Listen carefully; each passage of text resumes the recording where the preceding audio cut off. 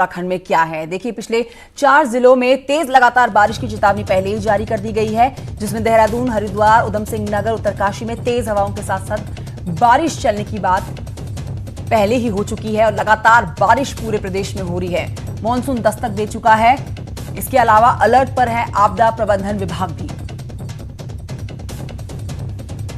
किसी तरह की अप्रिय कोई घटना ना हो, इसी के चलते अलर्ट पर है आपदा प्रबंधन विभाग। 4 जिलों में तेज बारिश की चेतावनी, भारी से और भारी बारिश का अनुमान भी मौसम विज्ञान केंद्र की तरफ से कई जगहों पर जारी कर दिया गया है। लगातार बीते कुछ दिनों से बारिश हो रही है प्रदेश में और यूं कहना गलत नहीं होगा कि पूरी तरह से मानसून जो है वो दस्तक दे चुका है उत्तराखंड में।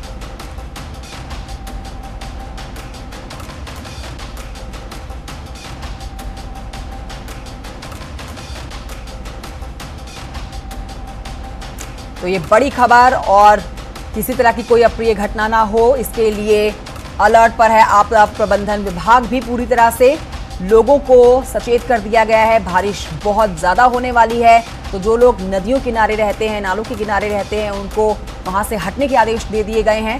साथ ही कई पहाड़ी ऊपर के इलाकों में और तेज बारिश होने की संभावना मौसम की तरफ से, मौसम विज्ञान की तरफ से जता दी गई है।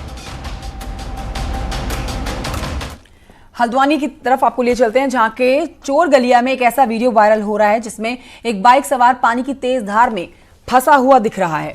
वीडियो हल्द्वानी चोर गलियां रोड का बताया जा रहा है। यहां पर सूर्या नाला पहाड़ में हुई बारिश से अचानक से उफान आ जाता है, लेकिन उस उफान के बावजूद भी ये युवक जो है बाइक लेकर नदी की तरफ बढ़ता हुआ देखा गया। आधे सफर में ही युवक की बाइक जो है नाले के बहाव में फंस जाती है। पहले इसने अपनी बाइक को बाहर निकालने की कोशिश की, लेकिन नदी के तेज बहाव के आगे इसकी एक ना चली। हालांकि आपको बताएं कि न्यूज़ 18 इस वायरल वीडियो की पुष्टि नहीं करता है। लाल घेरे में वो शख्स आप देख रहे हैं जो बाइक के साथ बीच नदी के फंसा हुआ है।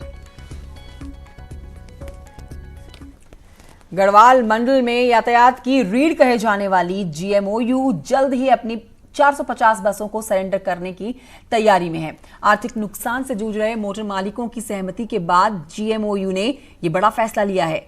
यूनियन के अध्यक्ष जीत सिंह पटवाल कह रहे हैं कि कोरोना काल में बस मालिक पहले ही आर्थिक तंगी का सामना कर रहे हैं, ऊपर से अब सरकार ने किराया बढ़ाने का फैसला किया है, जिसके बाद स्थिति और भी बदतर होने के आसार हैं। उन्होंने कहा कि 4 दिन बसों का ट्रायल किया गया, लेकिन बसों को एक भी सवारी नहीं मिली। सरकार ने टैक्स माफी की मांग की थी, लेकिन सरकार ने अपना पल्ला झाड़ते हुए किराए में वृद्धि कर दी। ऐसे में सभी मोटर स्वामी अपनी बसों को सरेंडर कर रहे हैं।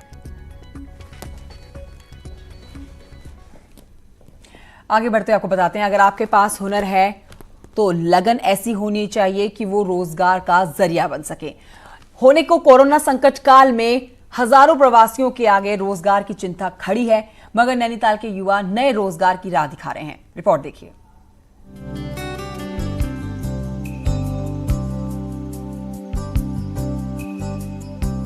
पहाड़ की संस्कृति, खान पान व जीवन शैली को कुछ इस कदर दीप्ति पुराने बर्तनों पर उकेर रही है, जैसे वह रसोई घर से बाहर निकल आए हों।